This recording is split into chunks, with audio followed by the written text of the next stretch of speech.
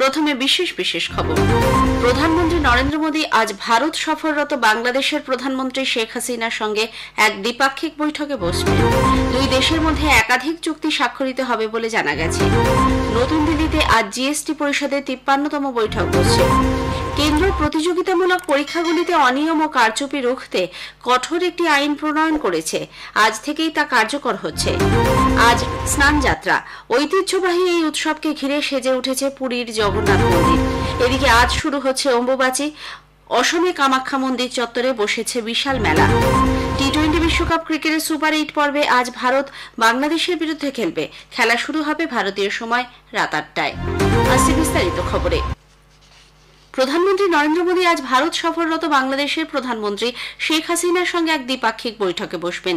নতুন দিল্লিতে আয়োজিত আজ সন্ধ্যার বৈঠকে দুদেশের মধ্যে সম্পর্ককে এক নতুন উচ্চতায় পৌঁছে দিতে মোদী ও হাসিনার মধ্যে কথা হবে। বিভিন্ন ইস্যুতে দুই দেশের মধ্যে একাধিক চুক্তি স্বাক্ষরিত হবে বলে জানা গেছে। রাষ্ট্রপতি দ্রৌপদী মুর্মু এবং উপরাষ্ট্রপতি জগদীপ ধনখড়ের সঙ্গেও সাক্ষাৎ করবেন হাসিনা। দুদিনের সফরে বাংলাদেশের প্রধানমন্ত্রী গতকাল ভারতে আসেন। এদিকে সফরের প্রথম দিন গত সন্ধ্যায় ভারতের বিদেশমন্ত্রী ডক্টর এস জয়শঙ্কর শেখ হাসিনার সঙ্গে বৈঠক করেন। বৈঠক শেষে ডক্টর জয়শঙ্কর বলেন, শেখ হাসিনার ভারত সফর দুই দেশের মধ্যে ঘনিষ্ঠ ও দীর্ঘস্থায়ী সম্পর্কের ওপর গুরুত্ব আরোপ করবে। এছাড়াও ভারত ও বাংলাদেশের মধ্যে বিশেষ অংশীদারিত্বের সম্পর্কের আরও উন্নতির বিষয়ে শেখ হাসিনার ভূমিকার তিনি প্রশংসা করেন। অর্থমন্ত্রী নির্মলা সীতারামন আজ নতুন দিল্লিতে পণ্য পরিষেবা কর পরিষদ জিএসটি কাউন্সিলের 53তম বৈঠকে সভাপতিত্ব করবেন। নতুন সরকার গঠনের পর এই প্রথম বৈঠক বসছে জিএসটি কাউন্সিলের। গত বছর 7 অক্টোবরের শেষ জিএসটি কাউন্সিল বৈঠক হয়েছিল। বৈঠকে কাউন্সিল বেশ কিছু সিদ্ধান্ত নেয়।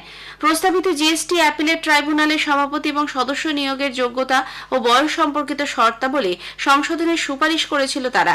দ্রুত বকেয়া মেটাতে এবং গবাদি পশুর খাদ্য উৎপাদনের খরচ কমাতে আখ চাষিদের সহায়তা হিসেবে গুড়ের ওপর জিএসটি 28% থেকে কমিয়ে 5% করার সিদ্ধান্ত নিয়েছিল কাউন্সিল।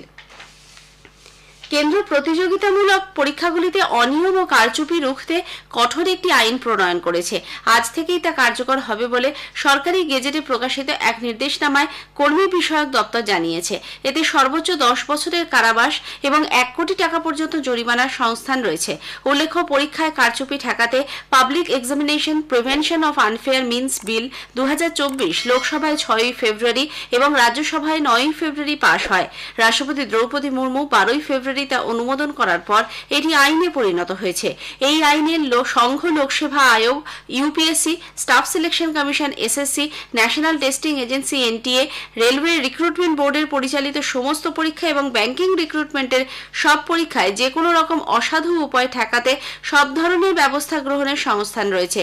চিটিং বা টোকাটুকির ক্ষেত্রে 3 থেকে 5 বছরের কারাবাস এবং যারা এ ধরনের সংগঠিত অপরাধের সঙ্গে যুক্ত তাদের 5 থেকে 10 বছরের সাজা ও ন্যূনতম 1 কোটি টাকার জরিমানার সংস্থান রেখেছে এই আইনে।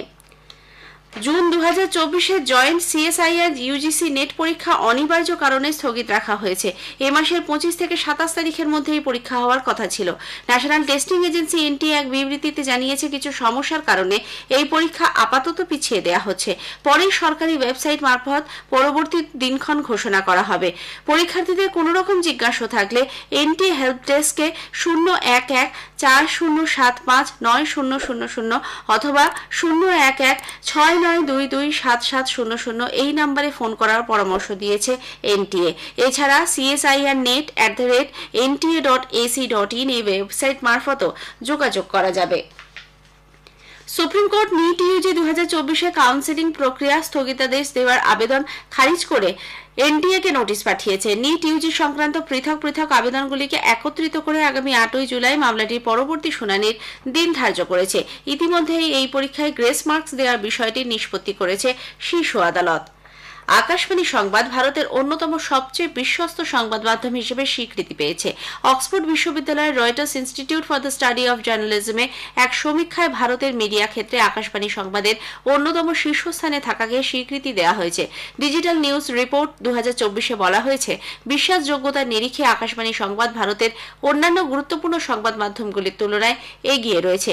এই সাফল্যকে প্রসার ভারতীর চেয়ারম্যান নবনীত কুমার সহগল সত্যনিষ্ঠ খবর সম্প্রচারে আকাশবাণী সংবাদ দায়বদ্ধতার স্বীকৃতি বলে উল্লেখ করেন। লোকসভা ভোটের জন্য 3 মাস বন্ধ থাকার পর আগামী 30শে জুন আবার শোনা যাবে প্রধানমন্ত্রী নরেন্দ্র মোদীর মাসিক বেতার অনুষ্ঠান মন কি বাত।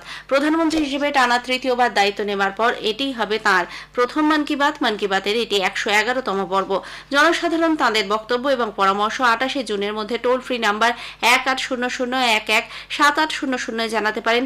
নরেন্দ্র মোদী অ্যাপ অথবা মাইগভ ওপেন ফোরামেও তা জানানো যাবে। বেলা 11টা থেকে আকাশবাণী এবং দূরদর্শনের সবকটি চ্যানেল এবং Akashvani news on AIR website, mobile app, প্রধানমন্ত্রীর দপ্তর ও তথ্য সম্প্রচার মন্ত্রকের ওয়েবসাইট ও ইউটিউব চ্যানেলে মন কি বাত সম্প্রচারিত হবে। এই খবর আপনারা শুনছেন আকাশবাণী থেকে। আজ স্নান যাত্রা। জ্যৈষ্ঠ পূর্ণিমা তিথিতে জগন্নাথ দেবের এই স্নান যাত্রা পালিত হয়ে থাকে। ঐতিহ্যবাহী এই উৎসবকে ঘিরে সেজে উঠেছে পুরীর জগন্নাথ মন্দির।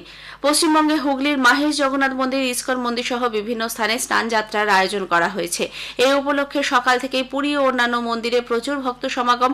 উল্লেখ্য, স্নান যাত্রা উপলক্ষে আজ জগন্নাথ দেব, বলরাম ও সুভদ্রাকে মূল মন্দির থেকে বাইরে নিয়ে আসা হবে পবিত্র স্নানস্থলে। 3 বিগ্রহকেই ঘড়া ঘড়া জল ও দুধ দিয়ে স্নান করানোর পর আবার ফিরিয়ে নিয়ে যাওয়া হবে মূল মন্দিরের গর্ভগৃহে। এরপর প্রথা অনুসারে এক পক্ষকাল দেব দর্শন বন্ধ থাকবে। পক্ষকাল পর আগামী 7ই জুলাই হবে রথযাত্রা। জগন্নাথ দেব, বলরাম ও সুভদ্রা সুসজ্জিত রথে চড়ে মাসির বাড়ি যাবেন। এদিকে আজ শুরু হচ্ছে অম্বুবাচী। এই উপলক্ষে অসমের কামাখ্যা মন্দির সংলগ্ন এলাকায় বিশাল মেলার আয়োজন করা হয়েছে। মঙ্গলবার অম্বুবাচী নিবৃত্তি হলেও মেলা চলবে বুধবার 26 তারিখ পর্যন্ত। এই উপলক্ষে লক্ষ লক্ষ ভক্ত ভিড় জমিয়েছেন মন্দির চত্বরে। মেলা ঘিরে কড়া নিরাপত্তার বন্দোবস্ত করা হয়েছে। উল্লেখ্য, নারীত্ব এবং সন্তান জন্ম দেওয়ার ক্ষমতাকে সূচিত করতে মায়ের রজস্বলা হওয়ার এই সময়টিতে মন্দিরের দরজা বন্ধ থাকে। মঙ্গলবার সন্ধে 9টা 8 মিনিটে মন্দির ফের খুলে যাবে। কেন্দ্রীয় স্বাস্থ্য মন্ত্রক হজ যাত্রীদের স্বাস্থ্য পরিষেবা সম্পর্কিত একটি নথি প্রকাশ করেছে। স্বাস্থ্য সচিব অপূর্ব চন্দ্র হজ যাত্রায় মেডিকেল কেয়ার অ্যারেঞ্জমেন্টস ফর হজ শীর্ষক নথি প্রকাশের সময় বলেন, এই নথিতে সৌদি আরবে ভারতীয় হজ যাত্রীদের জন্য সম্পূর্ণ স্বাস্থ্য পরিকল্পনা অন্তর্ভুক্ত রয়েছে। এদিকে বিদেশ দপ্তরের মুখপাত্র রণধীর জয়সওয়াল জানিয়েছেন, এবারে ভারতীয় হজ যাত্রীদের মধ্যে 98 জন প্রাণ হারিয়েছেন, তবে প্রত্যেকেরই অসুস্থতা বা বয়সজনিত কারণে মৃত্যু হয়েছে। গত বছর এই সংখ্যা ছিল 187। জাতীয় তদন্ত সংস্থা এনআইএ মানব পাচার ও সাইবার জালিয়াতির মতো আন্তর্জাতিক মামলায় জড়িত থাকায় 5 অভিযুক্তের বিরুদ্ধে চার্জশিট দাখিল করেছে। এদের মধ্যে 2 জন বিদেশি নাগরিক। মুম্বাইতে গতকাল এনআইএ বিশেষ আদালতে এই চার্জশিট দাখিল হয়। অভিযুক্তরা কম্পিউটার ও ইংরেজি ভাষায় দক্ষ ভারতীয় যুবক যুবতীদের চাকরি দেবার প্রলোভন দেখিয়ে কল সেন্টারে কাজ করাতে বাধ্য করতে বলে জানা গেছে। বাস্তুচ্যুত প্যালেস্তিনীয়দের ত্রাণ শিবির লক্ষ্য করে ইসরায়েলি সেনার শেল নিক্ষেপে কমপক্ষে 25 জনের মৃত্যু হয়েছে, আহত আরও 50 জন। গত কয়েক মাসে মোয়াসির ত্রাণ শিবির লক্ষ্য করে বোমা বর্ষণ করে ইসরায়েল।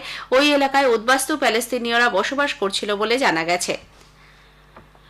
ভারতীয় আবহাওয়া দপ্তর আইএমডি আগামী 5 দিন কেরালা, উপকূলবর্তী দক্ষিণ কর্ণাটক এবং কোঙ্কণ, গোয়ায় ভারী থেকে অতি ভারী বৃষ্টির পূর্বাভাস দিয়েছে। আইএমডি সূত্রে জানা গেছে, দক্ষিণ পশ্চিম মৌসুমী বায়ু গাঙ্গেয় পশ্চিমবঙ্গ, ঝাড়খণ্ড, ওড়িশা, ছত্তিশগড়, মধ্যপ্রদেশের কিছু অংশে প্রবেশ করেছে।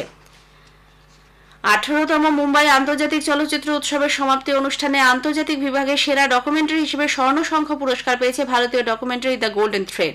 অভিনেত্রী পুলম ধেলান মুম্বাইয়ের একটি অনুষ্ঠানে পরিচালক নিশিতা জৈনের হাতে এই পুরস্কার তুলে দেন।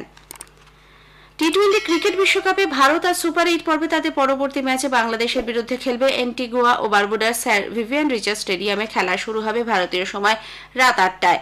সুপার 8-এ প্রথম ম্যাচে ভারত আফগানিস্তানকে 47 রানে হারিয়ে দিয়েছিল। এদিকে বার্বাডোসের কেনিংস্টন ওভালে আজ টি-20 সুপার 8 পর্বের অপর ম্যাচে ওয়েস্ট ইন্ডিজ মার্কিন যুক্তরাষ্ট্রের বিরুদ্ধে খেলছে। টসে জিতে ওয়েস্ট ইন্ডিজ মার্কিন যুক্তরাষ্ট্রকে প্রথমে ব্যাট করতে পাঠায়। শেষ খবর পাওয়া পর্যন্ত তারা 19 ওভারে 9 উইকেট হারিয়ে 125 রান করেছে।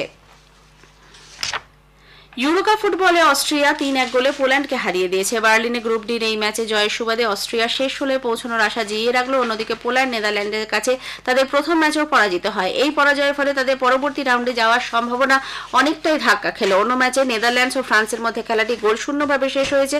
আজ সন্ধ্যে 6:30টায় জর্জিয়া চেক রিপাবলিকের, 9:30টায় পর্তুগাল তুরস্কে এবং রাত 12:30টায় বেলজিয়াম রোমানিয়ার বিরুদ্ধে খেলবে। শেষ করার আগে খবরের বিশেষ কিছু অংশ আরও একবার। প্রধানমন্ত্রী নরেন্দ্র মোদী আজ ভারত সফররত বাংলাদেশের প্রধানমন্ত্রী শেখ হাসিনার সঙ্গে এক দ্বিপাক্ষিক বৈঠকে বসবেন। 2 দেশের মধ্যে একাধিক চুক্তি স্বাক্ষরিত হবে। নতুন দিল্লিতে আজ জিএসটি পরিষদের 53তম বৈঠক বসছে। খবর শেষ হলো। প্রতিদিনই নিয়মিত খবর শুনতে চ্যানেলটি সাবস্ক্রাইব করুন।